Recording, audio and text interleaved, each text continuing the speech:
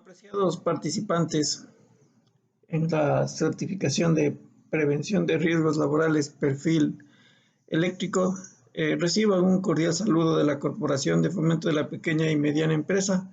Somos un organismo evaluador de la conformidad en el perfil que ustedes han seleccionado.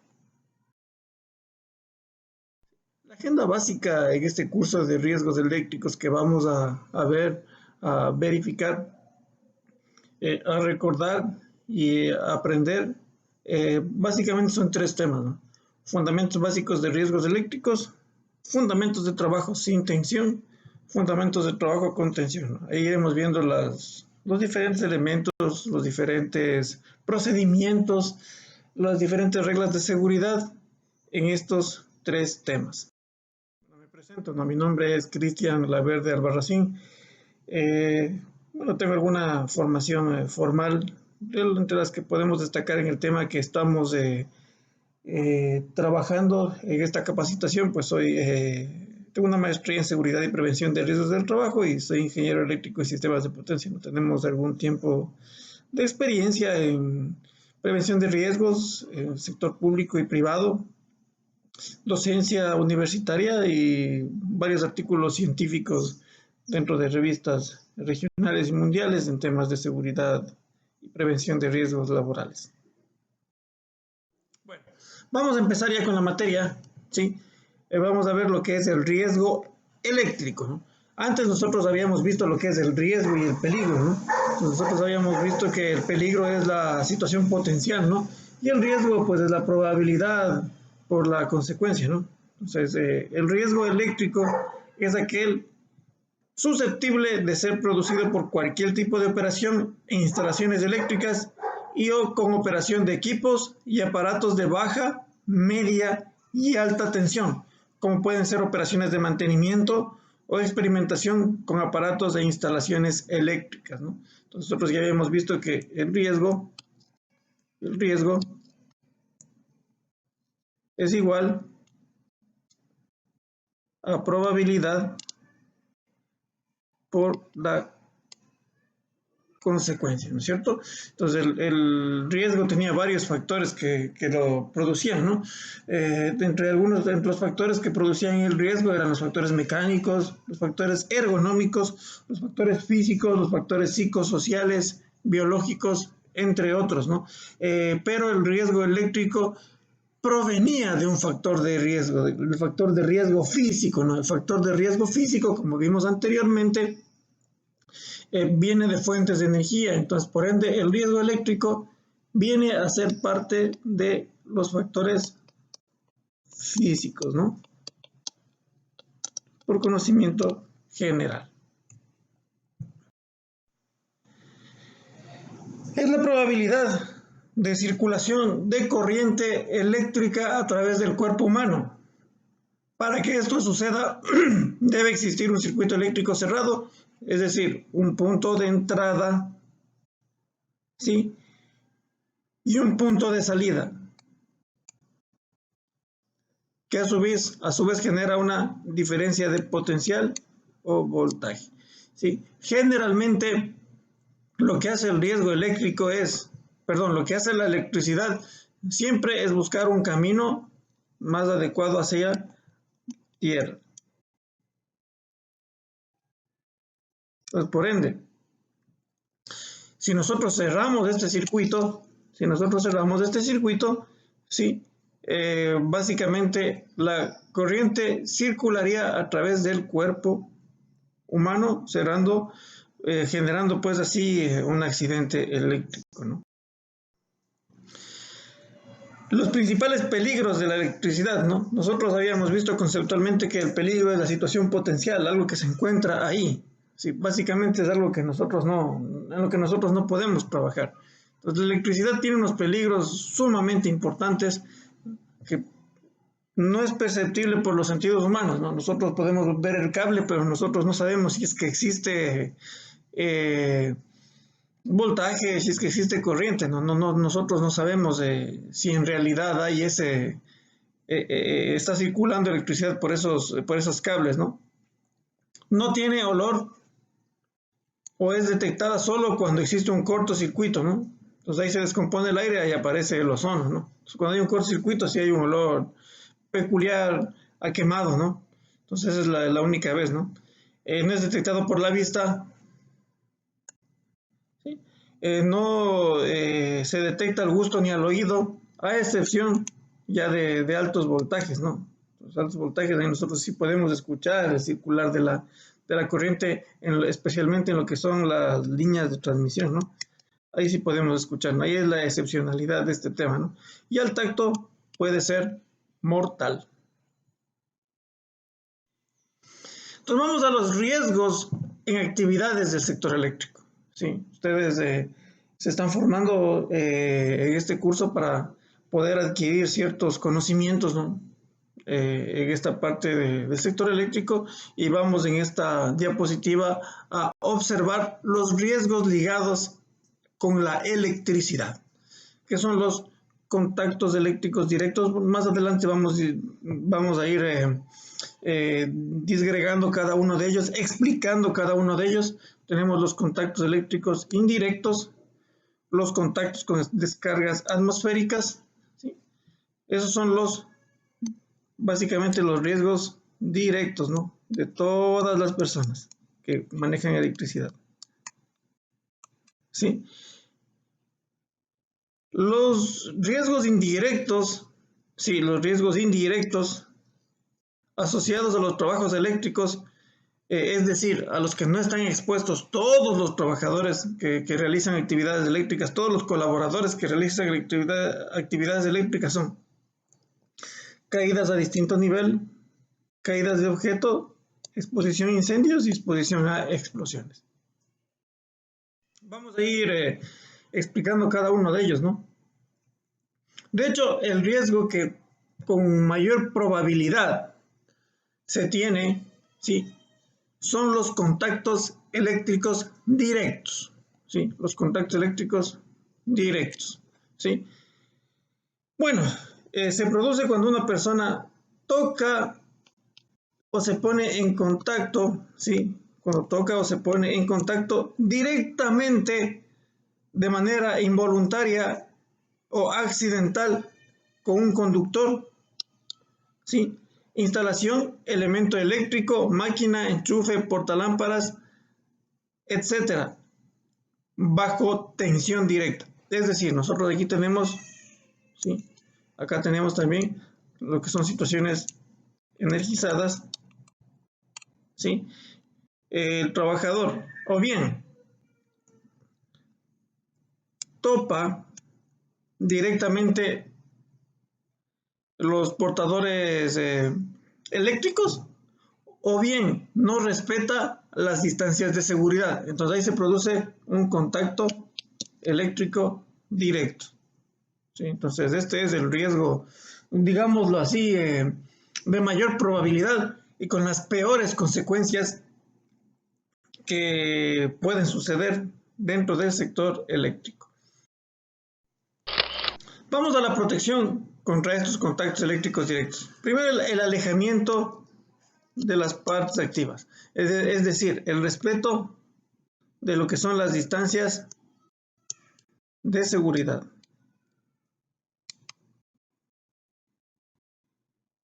¿Sí?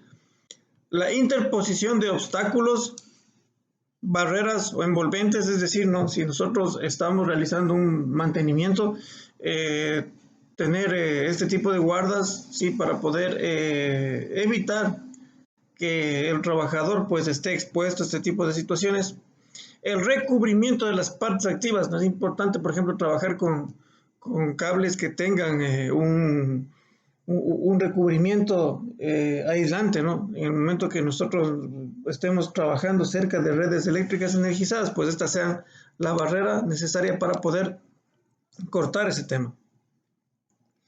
La protección complementaria con con diferenciales de alta sensibilidad, ¿sí? Es decir, la conexión de interruptores diferenciales que permitan, ¿sí?, abrir el circuito eléctrico en el momento que exista una anomalía. De hecho, en países como España, como Inglaterra, las normas eléctricas de construcción de redes eléctricas, de instalaciones eléctricas, exigen que los circuitos tengan interruptores diferenciales de manera obligatoria.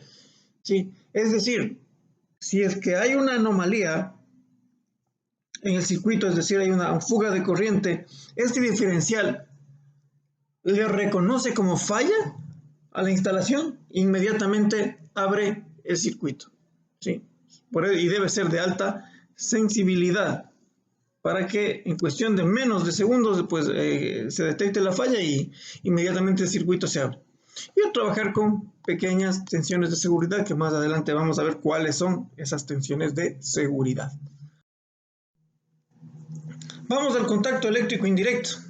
Sí, acá para entender un poco, a veces sí nos ha pasado, ¿no? Que estamos en nuestros domicilios, pues, y estamos tocando superficies, ¿no? Topamos superficies como la de la lavadora, como en este caso, ¿no? O la refrigeradora, e inmediatamente nosotros sentimos el sacudón de la electricidad, ¿sí? Entonces, a eso se le denomina contacto eléctrico indirecto, ¿sí? Vamos a proceder a la lectura, ¿no? Son aquellos en los que la persona puede entrar en contacto con algún elemento que no forma parte del circuito eléctrico, en este caso las carcasas, ¿no? Como tenemos en el ejemplo, y que en condiciones normales no debería tener tensión. Sí, en condiciones normales no debería existir tensión en las carcasas, ¿no? Pero que la ha adquirido accidentalmente, ¿no? Nos vamos a ver las protecciones contra estos contactos eléctricos indirectos, y la principal, la que todos debemos revisar, son las puestas a tierra de las masas y dispositivos de corte por tensión de defecto. A ver, aquí hay un error conceptual en la gran mayoría de eléctricos, ¿no?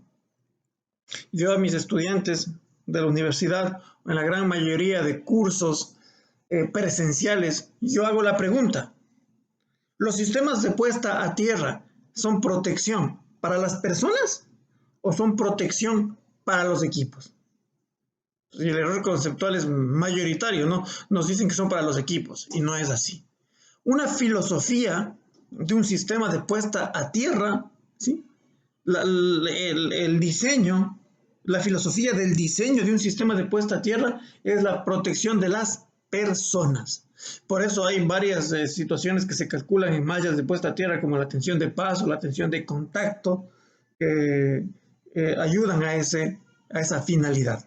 Entonces, la principal medida que nosotros podemos hacer contra estos contactos eléctricos indirectos es revisar las puestas a tierra. No solo en las empresas, ¿no? Sino también en nuestros domicilios. En el momento que nosotros observamos esos sistemas de puesta a tierra en nuestros domicilios, también estamos generando una cultura de seguridad. ¿Sí? Puesta a neutro de las masas y dispositivos de corte, ¿sí? También podemos poner a neutro las masas y dispositivos de corte por intensidad de defecto.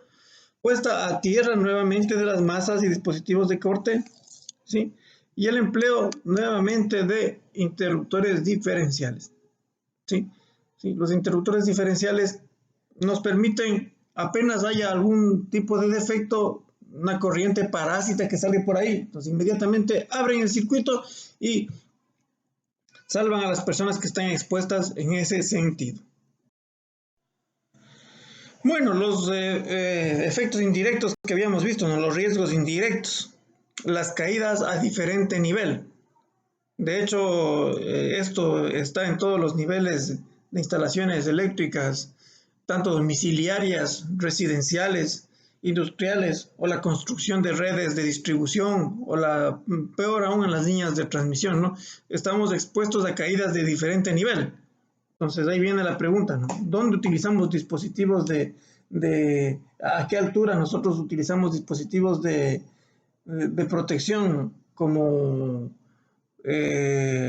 arneses o líneas de vida, ¿no? ¿A qué altura lo utilizamos, no? La altura recomendada y obligatoria para utilizar arnés y línea de vida es 1,80 metros. ¿Sí? Ese es obligatorio para nosotros poder evitar las caídas a diferente nivel, ¿no? Entonces se puede generar cuando el trabajador, al realizar actividades sobre un poste de energía eléctrica, cae al suelo, pero no solo en el poste que nos dice aquí, ¿no? Nosotros tenemos en domicilios, en líneas, en estructuras, ¿no? Entonces es súper fuerte, ¿no? Una caída a 1.80 metros, sí, sí, equivale a más o menos una caída de un auto que está corriendo a una velocidad de 60 kilómetros por hora. Pues básicamente, a 1.80 metros ya podemos generar un accidente, digámoslo así, mortal, ¿no? Caídas de objetos, ¿no? Entonces acá nosotros tenemos varios colegas que se encuentran trabajando en las alturas y hay colegas que están pues debajo de ellos, ¿no? Entonces es muy común cuando no está sujetado bien las herramientas o cuando existe un pequeño descuido, pues que éstas caigan, ¿sí? Y produzcan lesiones en los compañeros debajo, ¿no? Por eso es importante la utilización del equipo de protección personal que vamos a ver más adelante, una pequeña introducción, aunque ustedes en un módulo anterior pues ya observaron ese tipo de situaciones, ¿no? Pero vamos a enfocarnos en la parte netamente eléctrica. La exposición a incendio y explosión. Entonces generalmente, ¿no? Tenemos, esto se da en instalaciones eléctricas subterráneas, ¿no? Donde nosotros tenemos cámaras de transformación dentro de espacios confinados, ¿sí? Generalmente dentro de estos espacios existen varios problemas, ¿no? Existen varias situaciones que son generadas por la descomposición de animales, descomposición de materia orgánica, entonces pueden producir gases explosivos e inflamables, ¿no? Entonces, al generar una pequeña chispa o alguna situación con un circuito eléctrico, puede generar una explosión o un incendio. Sí, por eso es importante medir las atmósferas cuando se va a trabajar en este tipo de espacios, sí, para no estar expuestos ni incendios ni... Entonces vamos a ver, ¿no? ¿Cuáles son los efectos de la electricidad? Sí, vamos a ver cuáles son los efectos de la electricidad en el cuerpo humano. Sí, vamos a ver los efectos de la electricidad en el cuerpo humano. Sí, de varios parámetros. ¿Sí? Entre ellos, la frecuencia. La frecuencia que nosotros tenemos en nuestro país es de 60 Hz. ¿Sí? Pero en otros países se tiene una frecuencia de 50 Hz, especialmente en países industrializados, ¿no? Eso, bueno, ya es otra materia, ¿no? ¿Cuál frecuencia es mejor? No es parte de este curso, entonces la frecuencia es el número de ciclos que tiene la corriente en un segundo, como podemos observar aquí, no es la frecuencia, no, aquí tenemos un ciclo, como se puede ver, y aquí es el número de ciclos por segundo, que en nuestro país son 60 Hz. Es importante, ¿no? La frecuencia, ¿por qué? Porque la frecuencia nosotros podemos observar aquí, en esta gráfica, que es corriente o voltaje versus tiempo. Hay varios cruces por cero, donde teóricamente, sí, sí, no debería existir paso de corriente o voltaje, ¿no? Bueno, es en teoría, ¿no? Estamos hablando de 60 ciclos en un segundo, es imperceptible, básicamente, es una velocidad bastante impresionante, pero cuando ya hay accidentes en corriente alterna, entonces eso sí son factores predeterminantes, ¿no? Bueno, en corriente continua, sí, no existe frecuencia, ¿no? No existe frecuencia. Si nosotros tenemos una gráfica como la que tenemos ahí, ¿sí? Puede ser voltaje, tiempo, entonces nosotros tenemos una constante, ¿no? Entonces nadie se cruce por cero. Entonces inclusive eh, la exposición a corriente continua es un poquito más peligrosa, digámoslo así, ¿no? Porque no existe cruce por cero. Entonces, por ejemplo, los trabajadores del trolebús están expuestos a corriente continua, ¿no? Entonces ellos no, un sacudón de esa corriente es mucho más peligrosa que de la corriente alterna, ¿no? Pero ya vamos a ver otras situaciones, ¿no? La intensidad, sí, la intensidad o la corriente, ¿no? viene dada en, bueno, miliamperios, ¿sí? La unidad es el amperio. Básicamente, esta unidad es la que nosotros debemos cuidarnos, ¿no? Lo que mata básicamente no es ni el voltaje, no es ni la frecuencia, ¿no? Lo que mata básicamente es la corriente. ¿Sí? La circulación de corriente, que no es más que el flujo de electrones que circulan por un conductor, es la que mata básicamente, la que tiene mayores efectos en el organismo, que ya vamos a ver más adelante cuáles son los valores que suceden, ¿no? Sí, la resistencia corporal. Entonces nosotros tenemos, por la ley de Ohm, que voltaje es igual a corriente por la resistencia. Sí. Entonces este voltaje es una constante de la red. La corriente, como dijimos, la intensidad de corriente es la que mata, y este factor es determinante, ¿no? A mayor resistencia, nosotros tenemos menor intensidad de corriente. ¿Sí? A mayor resistencia, nosotros tenemos menor intensidad de corriente. Es decir, la resistencia es inversamente proporcional a la corriente. Entonces, en este caso, si nosotros logramos aumentar la resistencia en el cuerpo humano, nosotros disminuimos la corriente y por ende disminuimos el efecto de la electricidad. ¿Cómo aumentamos la resistencia del cuerpo humano? Básicamente, con la utilización de los equipos de protección personal como los zapatos dieléctricos, ayudan a aumentar la resistencia.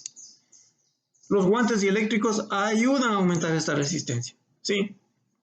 Entonces, por ende disminuimos la corriente. Pero, ojo, una cosa también es la resistencia corporal. Más o menos la piel tiene 1.000.000 de ohmios, ¿sí? Entonces, una resistencia bastante alta, ¿sí? Entonces, por ende, circula es bien difícil la circulación de corriente por la piel. El momento que existe una perforación de la piel, la resistencia tiende a cero. Es decir, si la resistencia tiende a cero, la corriente sube. Es decir, perforó la piel, ¿sí? Perforó la piel y la corriente tiene básicamente un paso ilimitado por los órganos del cuerpo humano. Pues por ende, básicamente pueden existir una serie de situaciones que vamos a ver en unas diapositivas más adelante. ¿De qué depende la resistencia corporal? Depende si es hombre o mujer. El hombre tiene mayor resistencia corporal. Depende de la contextura física, ¿no? Los gordos, los gorditos, pues tenemos menor resistencia que las personas que tienen mejor estado físico. Depende del estado de ánimo. Si la persona está en estado de embriaguez, tiene menor resistencia, ¿sí? Entonces eso es básicamente, pues, la resistencia corporal. Vamos a lo que es la tensión, ¿sí? En voltios, ¿no? Maneja la red básicamente, ¿sí? Tenemos tres tipos de tensión, ¿no? Tenemos de 0 a 600 voltios, que es baja tensión. De 600 a 40.000 voltios es media tensión. Y de 40.000 voltios en adelante es alta tensión. ¿Sí? Entonces, la tensión básicamente es propia de la red. Es el tiempo de contacto. No es lo mismo que una persona esté expuesta a un nivel de corriente de 3 miliamperios, 30 miliamperios en 0.1 segundos, 1 segundo o 3 segundos, ¿no? Entonces depende también bastante de eso. Otra situación es la trayectoria de la corriente. Entonces, por dónde ingresa la corriente y por dónde sale la corriente, ¿sí? Y otra cuestión, como dijimos, son factores personales como la edad, el peso y todo eso, ¿no? Pero también tienen que ver esos factores personales con la parte de la resistencia corporal.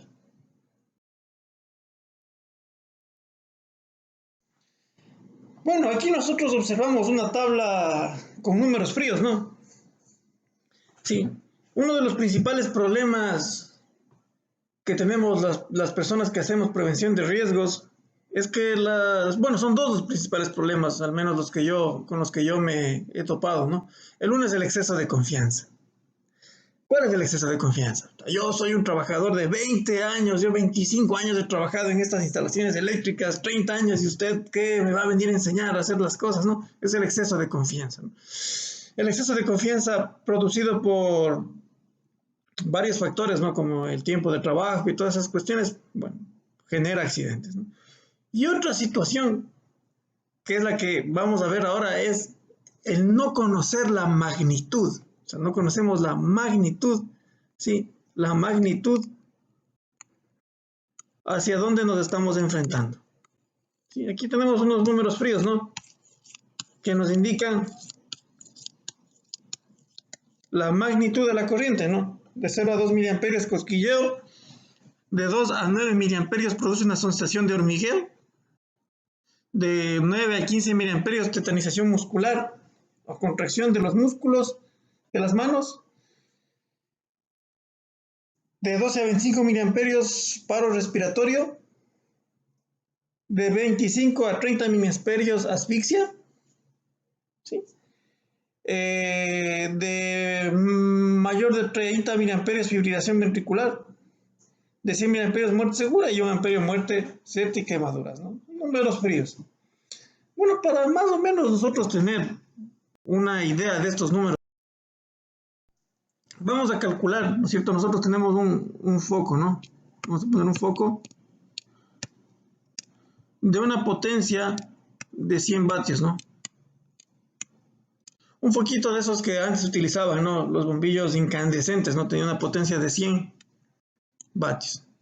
Entonces, por ley de Ohm, nosotros decimos que potencia es igual a corriente por voltaje.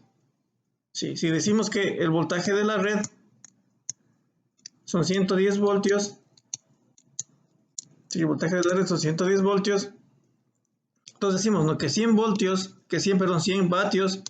del foquito reemplazando en la fórmula es igual a la intensidad de corriente por el voltaje de 110 voltios.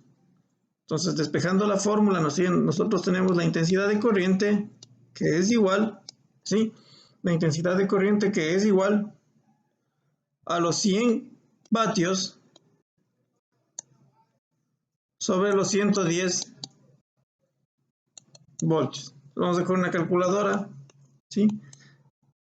Vamos a coger una calculadora, 100 para 110 nos da 0.9 amperios. Y traduciendo ya con notación científica, pues estos son 900 miliamperios. 900 miliamperios que están circulando por un foco de 100 vatios. ¿Sí? Entonces, nosotros tenemos, ¿no es cierto?, el circuitito, vamos a dibujar, ¿no es cierto?, un circuito nosotros tenemos aquí. Sí, tenemos el interruptor, tenemos el foco, ¿sí? En el momento que nosotros cerramos acá, tenemos una corriente de 900 miliamperios. ¿Sí? 900 miliamperios que circulan por el foco de 100 vatios. Nuestra tabla, ¿no es cierto? Vamos a poner acá los 900 miliamperios que circulan por el foco de 100 vatios, no por el foco. Y vamos a comparar las magnitudes. ¿Dónde tenemos 900 miliamperios? Básicamente aquí. Básicamente aquí. Aquí tenemos 0.23 miliamperios, 15, 25 miliamperios, mayor a 30 miliamperios, 100 miliamperios. Acá nosotros tenemos más o menos los 900 miliamperios que circulan por un foco.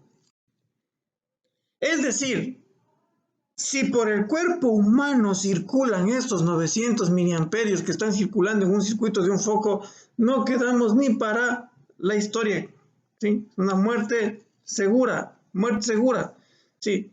Muerte cierta con quemaduras. Entonces, ¿qué quiero decirles con esto? Que debemos tomar en cuenta la magnitud a lo que nosotros nos estamos enfrentando a la electricidad. Y ahora supongamos que no es un foco, supongamos que es un motor de 2 HP. ¿Qué corriente circulará? O un transformador de 5 kVA. ¿Qué corriente va a circular por ese transformador de 5 kVA? Entonces, yo quiero llamar a la reflexión en este caso. Si está circulando una corriente de 900 miliamperios en un foco, imaginémonos la corriente que circula por estos dispositivos. ¿Y qué va a pasar cuando nosotros tengamos contacto con este tipo de corriente? Entonces, no existe una instalación eléctrica segura. ¿Cuáles son los efectos de la corriente a frecuencias de 15 y 100 amperios? Entonces, la fibrilación ventricular, básicamente el paro cardíaco, ¿no es cierto?, está considerada como la principal muerte por choque eléctrico. Sí, entonces aquí nosotros tenemos la fuente, ¿no?, que es la norma IEC 479.1, que son los efectos de la corriente eléctrica sobre los seres humanos y animales domésticos, ¿no?, en los aspectos generales. La fibrilación ventricular viene a ser la principal causa de muerte. Aquí nosotros tenemos de la norma IEC 60479-1, del tiempo, perdón, esto es de la corriente, intensidad de corriente versus el tiempo. La intensidad de corriente versus el tiempo. Y aquí nosotros podemos observar que hasta 0.5 miliamperios nosotros no tenemos ninguna reacción. Entonces, cuando nosotros ya llegamos a los 500 miliamperios y a los 1000 miliamperios, que es un amperio, entonces básicamente nosotros ya tenemos en todo este sentido lo que es la muerte. Acá ya tenemos otras situaciones, ¿no?, como las contracciones musculares, ¿sí? Las contracciones musculares, nosotros ya tenemos a los dos, básicamente a 200 miliamperios, ¿no? Sí, ya tenemos contracciones musculares y dificultades para respirar, ¿no? A la tetanización también se le denomina las contracciones musculares. Entonces aquí nosotros podemos observar en este gráfico, ¿no?, básicamente cuáles son los efectos que tiene la electricidad en el cuerpo humano. Aquí viene un tema importante a ser tratado: el recorrido de la corriente por el cuerpo humano. Sí, puede ser entre brazo y brazo pasando por el corazón, que es por muerte, ¿no? Puede ser entre brazo izquierdo y pie izquierdo sin pasar por el corazón, entre cabeza y brazo, ¿sí? El más mortal y el más común de todos: brazo izquierdo, pie derecho. Este generalmente siempre pasa por el corazón. Entonces este es el recorrido, digamos, con mayor probabilidad de mortalidad, ¿no? Sí, con mayores probabilidades, y el de cabeza hacia el pie. Como nosotros podemos observar, siempre se busca el camino más rápido hacia la tierra. Acá tenemos tierra, acá tenemos tierra, ¿no es cierto? Sí, acá tenemos tierra, ¿no? Siempre se busca el camino más rápido hacia la tierra.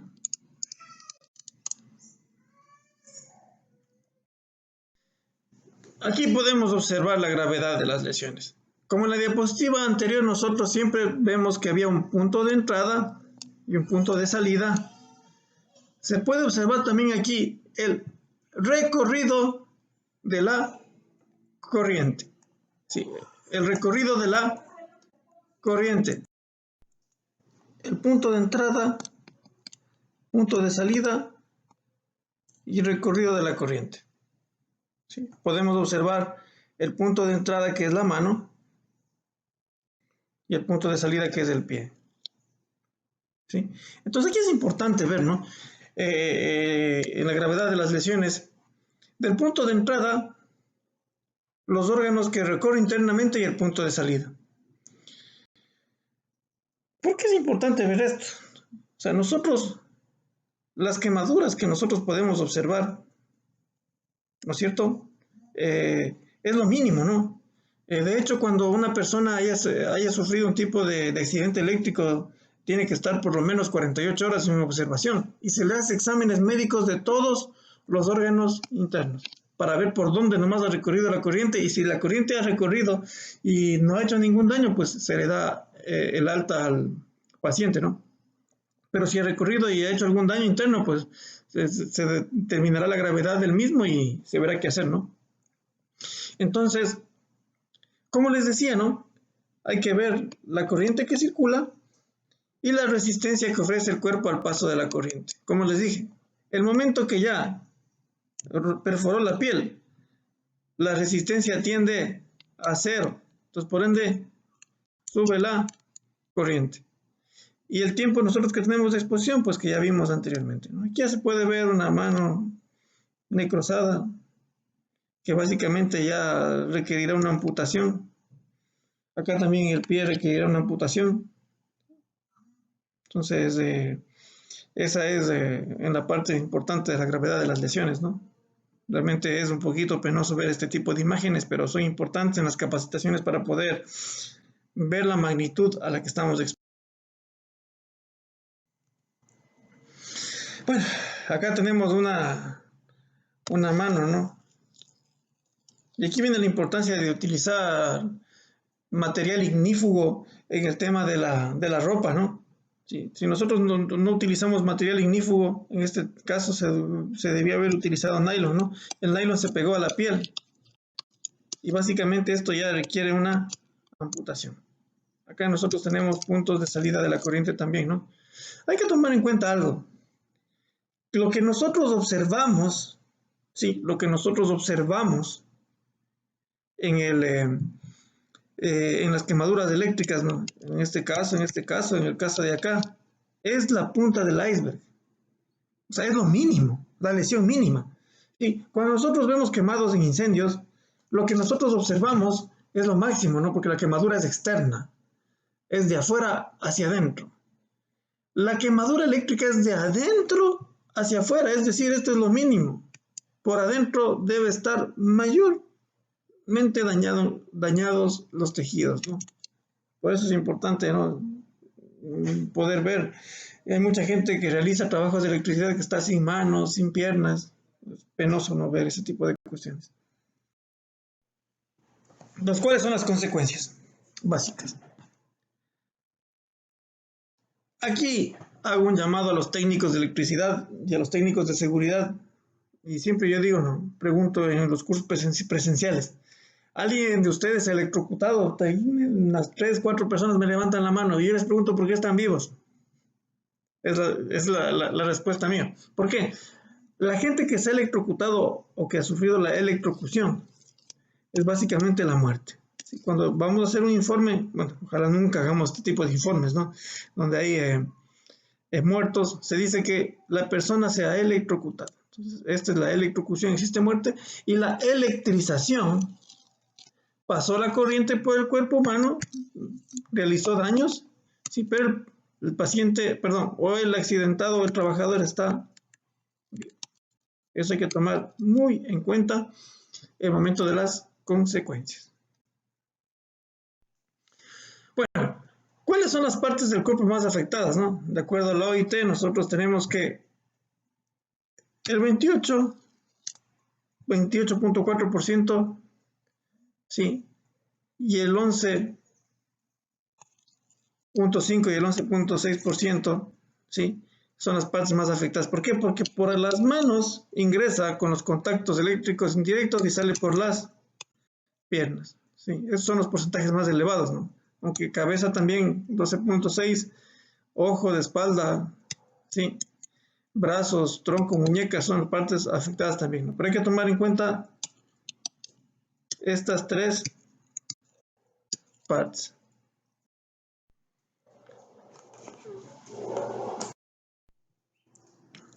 Esta identificación para poder ver en dónde estamos trabajando. Nosotros ya vimos anteriormente, pero vuelvo a repetir, que de 0 a 600 voltios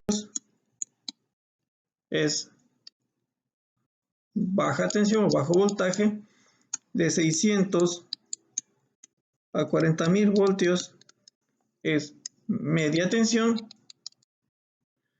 Y de 40.000 voltios en adelante es alta tensión. Sí, nosotros tenemos en cuenta esos voltajes, ¿no? Pero vamos a ver en las redes eléctricas en nuestro país cómo están los voltajes. Vamos a las líneas de alta tensión, ¿no? Ya vimos que son mayores a 40.000 voltios y se caracterizan por las torres de estructuras metálicas con cadenas de aisladores, ¿sí? Y los conductores son siempre de tipo desnudo. Y aquí podemos observar los diferentes voltajes, ¿no? En nuestro país nosotros tenemos en 69.000 voltios en lo que es la subtransmisión. En la subtransmisión 69.000 voltios.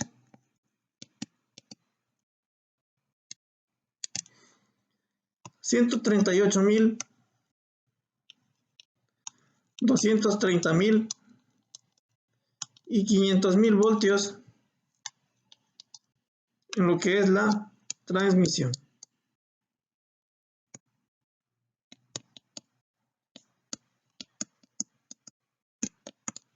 ¿Sí? Entonces nosotros utilizamos este tipo de estructuras, ¿no? En 69.000 utilizamos este tipo de estructuras, ¿no? Generalmente las líneas, bueno, generalmente, ¿no? También. Las líneas de 69.000 voltios en nuestro país son trifásicas, ¿sí? De un circuito, ¿no? Muy pocas son de... no, de hecho, muy pocas son de doble circuito, ¿no? Generalmente en nuestro país nosotros tenemos de un circuito. A nivel de 138.000 voltios, ¿sí? Nosotros tenemos dos tipos de estructuras en nuestro país. Esta de acá y esta de acá. Sí, esta de acá cuando es una línea de un circuito y esta de acá es con 6 conductores que es doble circuito. ¿Sí? Doble circuito. ¿Sí? Y en las líneas de 220, de 230.000 voltios, nosotros tenemos esta de acá que es doble circuito, ¿no? Acá tenemos el cable de guarda, es decir, hay 7 conductores en la torre, ¿no? 3 de un circuito, 3 de otro circuito y el cable de guarda. Mucha gente tiene una confusión en este tema, no saben decir que son líneas de doble eterna. No, son líneas de doble circuito. Doble eterna significa 2 conductores por fase y doble circuito significa que cada una es de un circuito distinto, ¿no? Entonces, eso tenemos acá. Y en las líneas de 500 tenemos, bueno, esta tipo de torres, ¿no? Que tenemos acá las fases y tenemos doble hilo de guarda, ¿sí? Entonces tenemos ese tipo de estructuras, ¿no? Tomando en cuenta que estos son los voltajes normalizados para Ecuador, ¿no? Eso hay que tomar en cuenta. Vamos a las redes de media tensión. Sí, las redes de media tensión, estamos hablando que la media tensión es de 600 a 40.000 voltios, lo que vimos. Entonces son estructuras tipo L o en los postes, ¿no? Sí. Son del conductor tipo desnudo y los riesgos por choque eléctrico por tipo directo son bastante elevados, ¿no? Debido a que el conductor es desnudo en este tipo de circuitos, ¿no? Aquí vamos a observar algunos tipos de redes de media tensión, ¿no? Son una red convencional. Acá tenemos el transformador y acá tenemos la parte de baja tensión. Acá igual, ¿no? Tenemos la media tensión, una red convencional, acá tenemos el transformador. Aquí viene algo novedoso, ¿no? Nosotros tenemos aquí una red de media tensión compacta.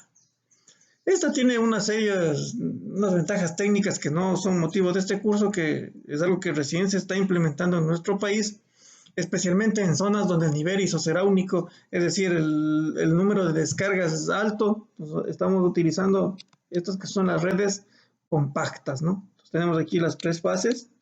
Igual y acá nosotros tenemos un separador de estas fases, ¿no? Estas son las redes compactas, ¿no? De media tensión. Las redes de baja tensión ya dijimos que son de menores de 600 voltios y se identifican por los conductores que van uno debajo del otro, lo que pueden tener hasta 5 conductores, ¿sí? En estas redes convencionales son altos los riesgos, ¿no? Porque los conductores no son aislados, ¿sí? Aunque también ya se pueden encontrar las redes preensambladas que son aisladas, disminuyendo el riesgo, ¿no? De hecho, en el año del 2012, el entonces Ministerio de Electricidad y Energías Renovables lanzó el Plan de Reducción de Pérdidas, o Plan REF, y era para reducir las pérdidas, ¿no? De hecho, ¿por qué? Porque las redes de baja tensión con conductores desnudos generan hurto de energía eléctrica. Entonces se ordenó que básicamente todas las redes de baja tensión deberían ser preensambladas. Y en el país básicamente mínimo porcentaje se tiene con conductores desnudos.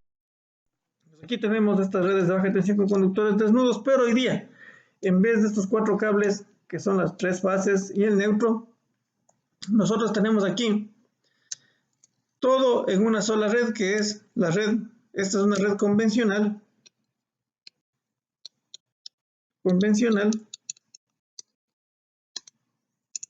y esta es una red preensamblada. También se le denomina cable anti-hurto, ¿no? Esas son las redes de baja tensión. Bueno, y todos nos preguntamos, ¿tenemos tensiones de seguridad de acuerdo a normas ISSI? Para emplazamientos secos, la tensión de seguridad es de 50 voltios. Para húmedos o mojados, 24 voltios, y para sumergidos, 12 voltios. ¿Sí? Aunque la norma UNE 20460 considera 25 en lugar de 24 para los emplazamientos húmedos o mojados. Nosotros tenemos en instalaciones eléctricas un mínimo de voltaje de 110 voltios. Entonces, se encuentra dentro de estas tensiones de seguridad. Básicamente, no, esta no es una tensión de seguridad, es decir, a mayor voltaje de los 50 voltios en lo que es emplazamientos secos, ya existe riesgo de electrocución o de electrización. Entonces, con esos preámbulos, tenemos 2 tipos de trabajos en instalaciones eléctricas: los trabajos eléctricos sin tensión y los trabajos eléctricos con tensión. Sí. Aquí voy a hacer una reflexión antes de empezar. El 99% de trabajos eléctricos, 99,99, deben realizarse sin tensión, ¿sí? Por la magnitud a la que nosotros vimos que estamos expuestos, ¿sí? Entonces, para realizar estos trabajos sin tensión, hay que tomar en cuenta las 5 reglas. Bueno, mucha gente dice las 5 reglas de oro, ¿no? Y yo no estoy tan de acuerdo con este término oro, porque estas 5 reglas son 5 reglas obligatorias.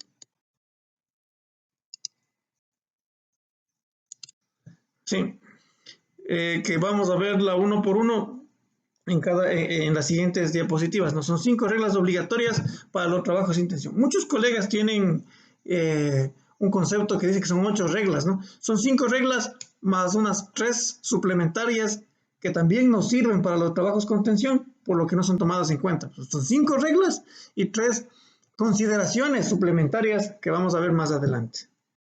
Entonces, en la primera, la apertura de todos los circuitos eléctricos, apertura con corte visible omnipolar de todos los elementos abiertos. Entonces voy y abro todos los interruptores. Ojo con una cuestión. Aquí tenemos los equipos de protección: la alfombra dieléctrica, zapatos dieléctricos, guante, casco y un traje ignífugo, es decir, todos los equipos de protección necesarios para hacer la apertura de todos los circuitos con un corte visible, ¿no?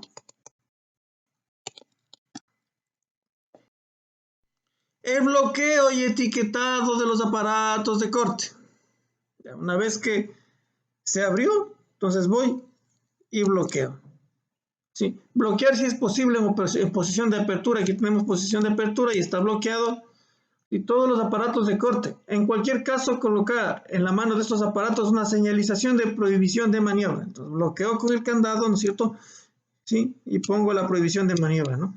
Entonces aquí básicamente hay que tener un equipo logout, tagouts, que ustedes van a ver más adelante. Y de hecho, la obligatoriedad del uso de este equipo está en el decreto ejecutivo 2393. O sea, es decir, que es obligatorio que tengamos este tipo de equipo, ¿no? Entonces aquí yo tengo el candado, bloqueo y etiqueto, ¿sí? Asimismo observamos zapatos dieléctricos, guantes dieléctricos, casco, todos los equipos, ¿no? La tercera, verificación de ausencia de tensión. Sí, entonces aquí debo tener de acuerdo al nivel de voltaje, ¿no? Aquí en baja tensión, pues con un multímetro o con un detector simple, ¿sí? Y en media tensión, pues yo tengo aquí la pértiga, tengo aquí el detector de tensión, ¿sí? Y con todas las consideraciones del equipo, entonces yo verifico que en cada uno de los conductores, incluidos el neutro, así como las masas metálicas próximas, palomillas, vientos, etcétera, se verifica la ausencia de tensión. Entonces hay que verificar estos aparatos antes de aplicarlos. Cortocircuito y puesta a tierra. Ojo, cortocircuitar es unir, ¿sí? Con un equipo y pongo a tierra, ¿sí? Acá yo puedo observar, ¿no es cierto? Todas las fases, incluido el neutro, está puesto a tierra. Entonces hay que poner el número de cortocircuitos y puesta a tierra posibles para evitar un retorno de corriente o algunas situaciones. Vamos a suponer una red eléctrica aérea, ¿no? De 3 conductores. ¿Ya? El cortocircuito y puesta a tierra se pone en todos los lugares. Supongamos que el trabajador está acá, ¿no es cierto? Y hay retorno de corriente por este lado. Entonces, si yo solo he puesto este cortocircuito y puesta a tierra, la corriente coge y circula el retorno por el trabajador. Entonces, lo que se hace es poner el número de cortocircuitos y puesta a tierra necesarias, de tal forma que si viene un retorno de corriente, se topa acá con tierra, y si viene un retorno de corriente, se topa acá. Es para los retornos. Supongamos que más arriba acá hay una descarga atmosférica. Se topa con el cortocircuito y el trabajador está seguro en su operación. Y la delimitación y señalización necesaria, ¿no es cierto? No se dice la palabra señalética, ¿no? La señalética es otra cosa, ¿no? Es la delimitación y señalización de toda el área de trabajo, ¿no? Entonces tenemos, si es posible, cinta de seguridad, si es que es posible, como en este caso, vallas en donde la gente no puede ingresar a donde se está trabajando. Ahí tenemos la instalación eléctrica segura. Consideraciones, no son 8 reglas de oro, no son 3 consideraciones, ¿no? Porque como yo hice notar, el equipo de la utilización del EPP adecuado se hace desde el principio. Aquí cuando hablamos de 8 reglas, de 5 reglas, estamos hablando de un orden adecuado. Estas no, porque el EPP se utiliza desde la primera regla, ¿sí? Entonces, ¿cuál es el EPP adecuado, no? Bueno, falta acá los zapatos dieléctricos, ¿no? Vamos a 4 aquí, zapatos dieléctricos.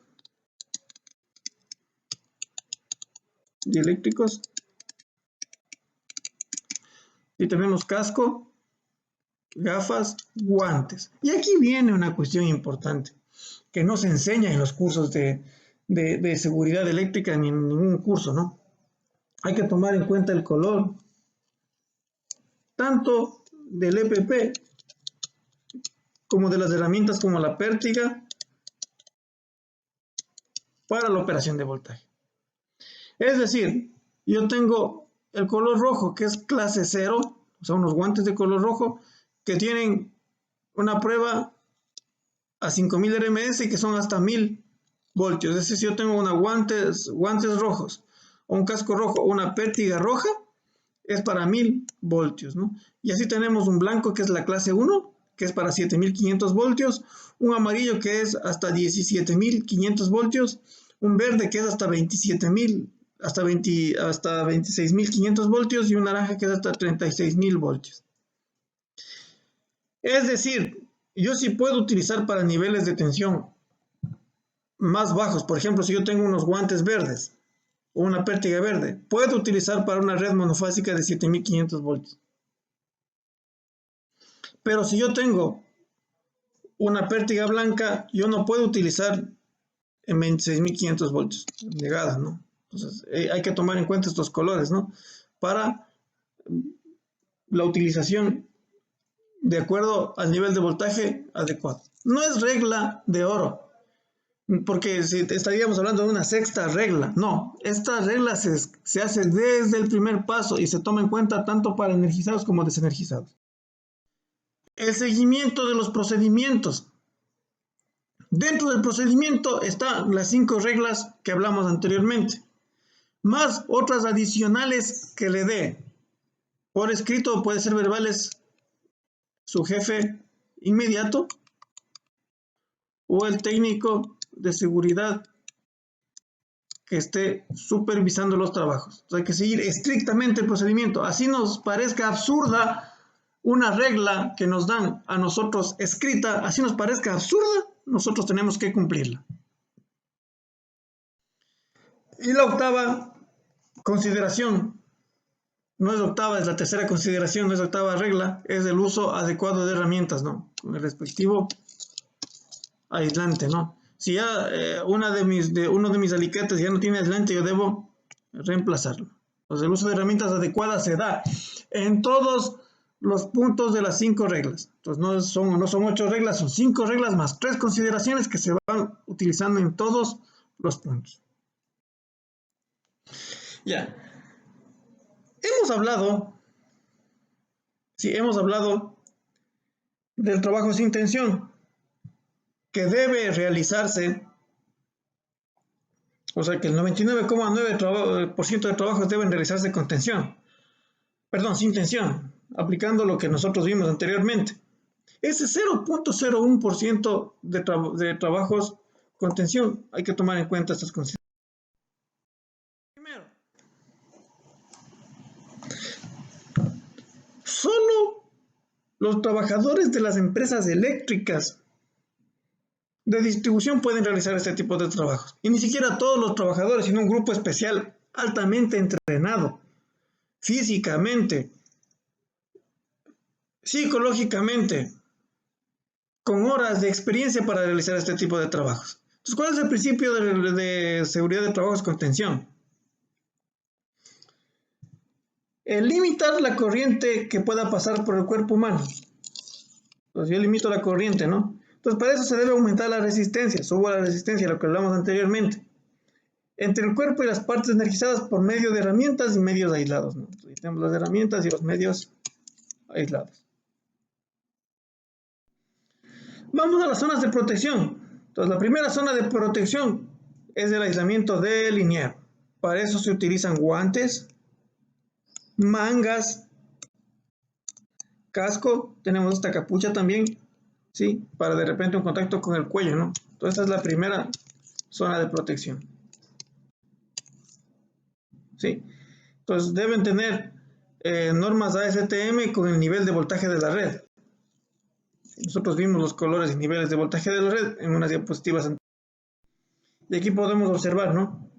Las mangas, casco, guantes, ¿sí? Es la primera zona de protección. La segunda zona de protección consiste en un posible segundo punto de contacto no intencional. ¿Sí? Podemos aquí tener, ¿cierto?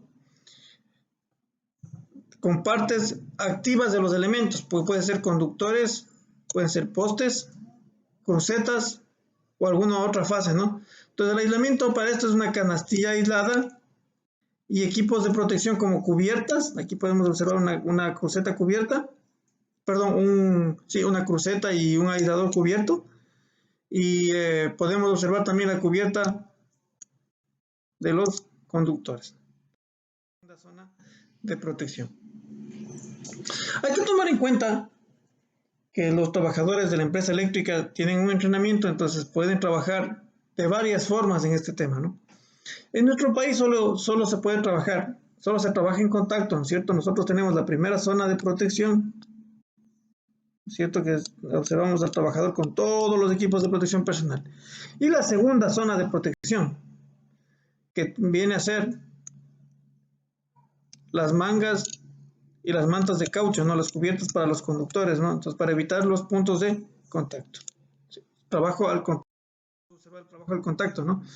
El trabajador directamente topa la línea. Aquí nosotros podemos observar que se está reemplazando con línea energizada un aislador tipo pin. ¿Sí? Un aislador tipo pin, estamos aislando, entonces han levantado las fases y están realizando ese cambio. También se puede tomar en cuenta el trabajo a distancia, que también se realiza acá, ¿no? Entonces, el trabajador tiene todos los equipos de protección personal, pero se aísla el trabajador por medio de la pértiga. Sí, aquí podemos ver las pértigas, ¿no? Aquí básicamente está realizando el cambio de una cruceta por una cruceta auxiliar, ¿no es cierto? Están levantando las tres fases para poder hacer algún tipo de reemplazo. Ese es el trabajo a distancia. Aquí podemos observar varias fotos, ¿no? De trabajos a distancia con las pértigas. ¿Sí? Hasta ahí se ha trabajado, ¿no? La potencial, técnica de trabajo al potencial. Eso no se ha visto acá en el país, al menos yo en mi poca experiencia que tengo no he visto, ¿no? Se basa en el principio de la jaula de Faraday. Entonces, el liniero se pone un traje conductor, ¿no es cierto? O sea, por el traje está pasando toda la conducción de electricidad que asegura que el cuerpo se mantenga al mismo potencial. Entonces, aislado de la tierra por el aire o escalera de otro elemento aislante, no, es para trabajos de líneas de alta tensión. Si lo anterior era para media tensión, esto es para alta tensión. Aquí podemos observar nuestro traje y toda la situación. Esto no se ha visto todavía aquí en nuestro país. Esperemos que algún día lo implementen, ¿no? Y las técnicas de trabajo con robots, que básicamente es un sistema teleoperado por una cabina, ¿no es cierto? Entonces aquí se pueden realizar la supervisión y control, ¿no? Se hace hasta líneas de 46.000 voltios, ¿no? Aquí se puede observar también teleoperado, ¿no? Aquí estamos observando el cambio de una cadena de aisladores teleoperados que todavía aquí nosotros no tenemos esta tecnología, ¿no? Que es más segura para el trabajador. Bueno, también hay que tomar en cuenta que se deben realizar mantenimientos predictivos para evitar lo mayor posible la intervención en líneas energizadas, ¿no? Entonces, una de ellas es la termografía, ¿no? De hecho, Corfopin tiene un curso entero y una certificación en termografía que pueden pedir de pronto los contactos. Al final de estas diapositivas están los contactos y pueden pedir el curso. Entonces, permite observar los patrones de temperatura de las instalaciones eléctricas, sí, mediante una cámara termográfica, ¿no? Entonces, detecta el exceso de temperatura antes de que se provoque la falla. Entonces, aquí podemos observar, ¿no? Un seccionador donde hay un punto caliente, ¿no es cierto? Entonces, ¿qué es lo que hacemos con esto? Entonces, nosotros podemos utilizar, ¿no es cierto?, esta técnica para un momento en donde se realice un mantenimiento, en donde se requiera la desenergización de la red. Aprovechamos para realizar estos cambios sin necesidad de que haya intervención directa en las redes eléctricas.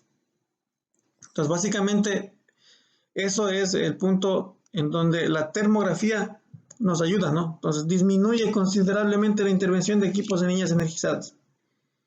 Entonces, ahí también nos dice que alrededor de un 5% de estructuras deben ser intervenidas, ¿no? Entonces, eso es la termografía en líneas energizadas, ¿no?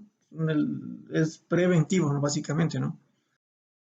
Entonces, eso ha sido todo en el curso este de riesgos eléctricos.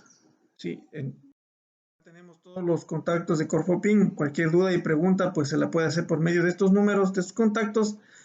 Y dudas, estamos a la orden.